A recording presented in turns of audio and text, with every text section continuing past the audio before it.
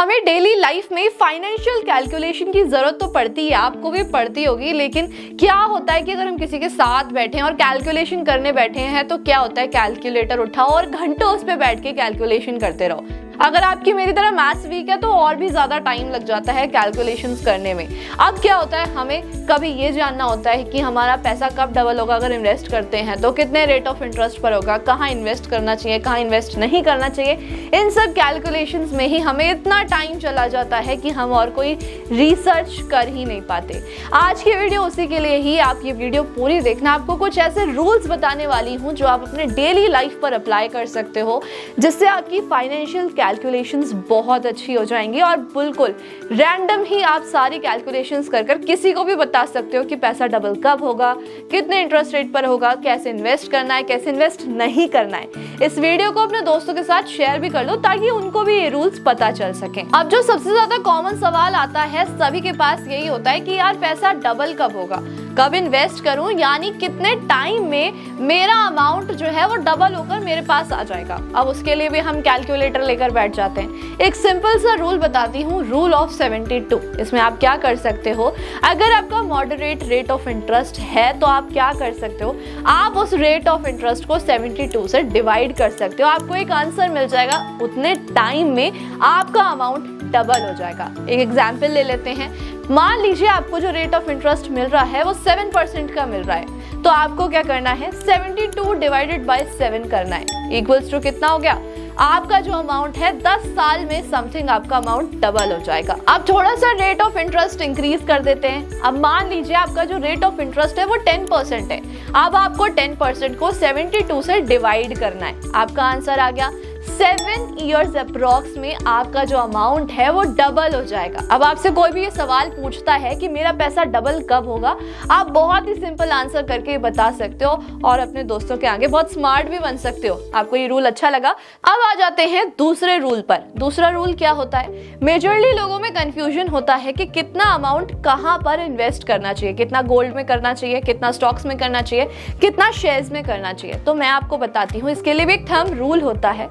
इसमें आप क्या कर सकते हो, 100 माइनस एज रूल अप्लाई कर सकते हो। इसमें क्या होता है, आपको 100 में से अपनी एज माइनस करनी होती है, जितना आता है उतना % आपको इक्विटी में लगाना होता है, बाकी आप अदर एसेट क्लास में लगा सकते हो। एक एग्जांपल ले लेते हैं। मान लीजिए अभी मेरी जो एज है वो 23 एज है और मैं 100 में से 23 माइनस करती हूँ तो 77 बचता है। अब जो मेरे पास अमाउंट है उसका 77% मैं इक्विटी में लगा दूंगी और जो बचा हुआ 23% है वो बाकी एसेट क्लास में लगा दूंगी।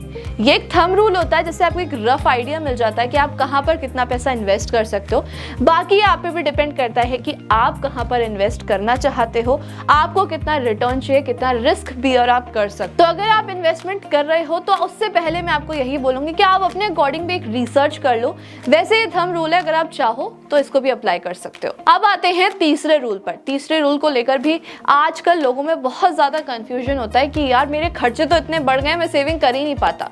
कोई बात नहीं, उसमें आप क्या कर सकते हो, आप 50-30-20 रूल को अप्लाई कर सकते हो। जो भी आपकी सैलरी है उसमें से 50% आप डेली नीड्स के लिए निकाल सकते हो, 30% आप कहीं जाना चाहते हो, जो आपकी वांट्स हैं, शॉपिंग करना चाहते हो, घूमने जाना चाहते हो, उसके लिए निकाल सकते हो। लेकिन जो आपका पैसा आ रहा है उसमें से 20% अमाउंट आपको सेव करना है। अब मान लीजिए जो आपकी सैलरी आ रही है महीने की वो 50,000 रुपीज आ रही है, उसमें से आप 50% निकालते हो तो हो जाता है 25,000। अब 25,000 जो है आप अपनी डेली नीड्स पर खर्च कर सकते हो। नेक्स्ट आ जाते हैं जो आपके मन की चीजें होती हैं जिन पे आप खर्च करना चाहते हो, तो आप 30% तक कर सकते हो, जो कि हो गया 15,000 रुपए। अब आते हैं सेविंग्स पर। आपको अपनी सैलरी का 20% सेव करना है, जो हो जाता है 10,000 रुपीज। अगर आपकी मंथली 50,000 सैलरी आ रही है तो आपको इन एनी केस 10,000 रुपए निकाल कर अपने पास जरूर रखने हैं ताकि आप उन्हें सेव कर सको। इससे कि क्या होगा कि आपकी सेविंग्स तो चल ही रही है, साथ में आपका जो बाहर का खर्चा है वो भी निकल जाएगा। तो इससे आपकी ओवर स्पेंडिंग भी बच जाएगी और सेविंग्स भी साथ में होती रहेगी, है ना। ये आसान रूल सेव करने के लिए, तो जो भी पैसे सेव नहीं करते ना उनको ये वीडियो शेयर कर लेना ताकि वो भी सेव करना स्टार्ट कर दें, क्योंकि सेविंग्स बहुत ज्यादा जरूरी होती है फ्यूचर गोल्स को पूरा करने के लिए। अब जो सबसे ज्यादा मेजर सवाल आता है कि आपको जो सेविंग आप कर रहे हो उसमें से कितना अमाउंट आपको अपने सेविंग अकाउंट में रखना चाहिए और कितना अमाउंट जो है वो इन्वेस्ट करना चाहिए। उसके लिए भी मैं आपको एक रूल बताती हूँ, 6 into इमरजेंसी फंड्स। इसमें क्या होता है, आपका जो अमाउंट है, जितना आपका मंथली एक्सपेंसेस होता है उसका 6 टाइम्स आपके सेविंग अकाउंट में होना चाहिए। अब एक इसका एग्जाम्पल ले लेते हैं। मान लीजिए आप 25,000 रुपए महीने में एक्सपेंसेस करते हो, खर्चा करते हो, तो आपके सेविंग अकाउंट में कम से कम 1.5 लाख रुपए होने चाहिए, ताकि अगर इन फ्यूचर कोई भी इशू क्रिएट होता है या फिर आपकी अर्निंग कैपेसिटी कम हो जाती है तो आप वो अमाउंट को यूज कर सकते हो। सिर्फ इसी में ही नहीं, आप किसी इमरजेंसी में भी यूज कर सकते हो वो अमाउंट को। अब आप बोलोगे कि मैं इतना अमाउंट अगर सेविंग अकाउंट में रख रहा हूं तो मुझे क्या ही रेट ऑफ इंटरेस्ट मिलेगा, तो मैं आपको बताती हूँ, आप बैंक में ऑटो स्वीप ऑन मोड लगा सकते हो। इससे क्या होगा कि आपका इंटरेस्ट रेट तो 6 से 7% तक इंक्रीज हो जाएगा। इसमें आप कभी भी पैसा निकाल सकते हो और कभी भी पैसा डाल सकते हो, तो इससे आपको बेनिफिट मिलेगा और आपका इमरजेंसी फंड तो साथ में चल ही रहा है। तो ये आपके लिए बेस्ट चीज है। आपको एफडी भी नहीं करानी पड़ेगी, आपका अमाउंट सेविंग अकाउंट में भी रखा रहेगा और अगर आपको कोई इमरजेंसी आती है तो वो अमाउंट आप विड्रॉ भी कर सकते हो। अब ज्यादातर लोग ये भी सवाल पूछते हैं कि यार मैं इंश्योरेंस लेने जा रहा हूँ तो मेरे को कितने तक का इंश्योरेंस लेना चाहिए ताकि मेरी फैमिली का फ्यूचर गोल्स कंप्लीट हो जाए, अगर मेरे को कुछ होता है तो मेरी फैमिली सिक्योर रहे। तो उसके लिए भी हम बहुत सारी कैलकुलेशंस करते हैं। नहीं, आपको क्या करना है, 20 into इंश्योरेंस रूल अप्लाई करना है। इसमें क्या होता है कि आपको अपनी एनुअल इनकम का 20 टाइम्स इंश्योरेंस लेना है। मान लीजिए आपकी जो अभी एनुअल इनकम है वो 5 लाख रुपए है, तो आपको उसका 20 टाइम्स लेना है, यानी कि 1 करोड़ तक का आपको इंश्योरेंस लेना है अपनी फैमिली को अच्छा कवर दिलाने के लिए। इससे क्या होगा कि आपकी फैमिली को एक अच्छी सिक्योरिटी मिल जाएगी, आपको भी एक पीस ऑफ माइंड मिल जाएगा कि यार अगर मेरे को कुछ हो जाता है, इन एनी केस कुछ मिस हैपनिंग हो जाती है,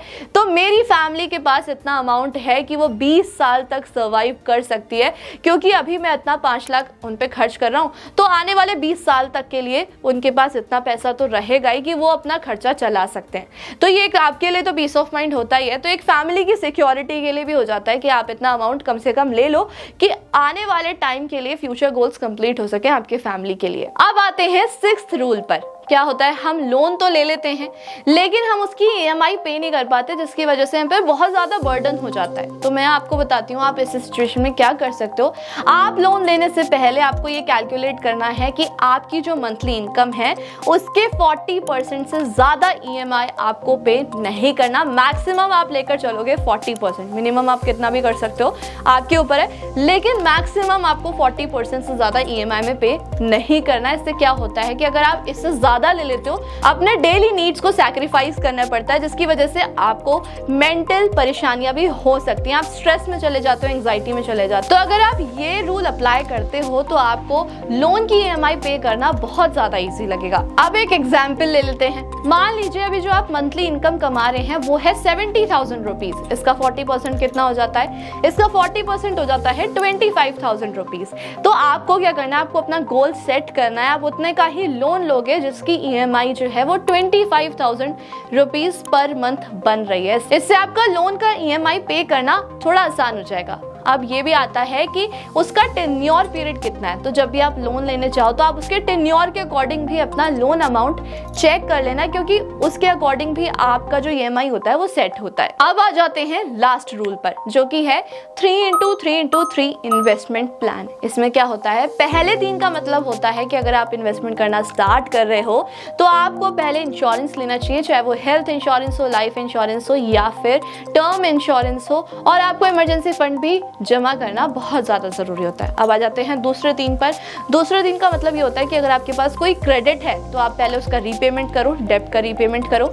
दूसरा इसका मतलब ये होता है कि आपको अपने रिटायरमेंट के लिए प्लानिंग करना बहुत ज्यादा जरूरी होता है। आप नेशनल पेंशन स्कीम में इन्वेस्ट कर रिटायरमेंट के लिए प्लानिंग कर सकते हो। तीसरा, आप गोल्ड में इन्वेस्ट कर सकते हो, सॉवरेन गोल्ड बॉन्ड्स में इन्वेस्ट कर सकते हो, क्योंकि उसकी वैल्यू हमेशा इंक्रीज होती है। तो आप अपनी वेल्थ क्रिएशन की स्टार्टिंग वहां से कर सकते हो। अब आ जाते हैं क्लास 3 पर। इसका मतलब ये होता है कि अब आप अपनी इन्वेस्टमेंट करना स्टार्ट कर सकते हो स्टॉक्स में, शेयर मार्केट में या फिर म्यूचुअल फंड्स में, जिसमें आपको अच्छा रेट ऑफ इंटरेस्ट मिले।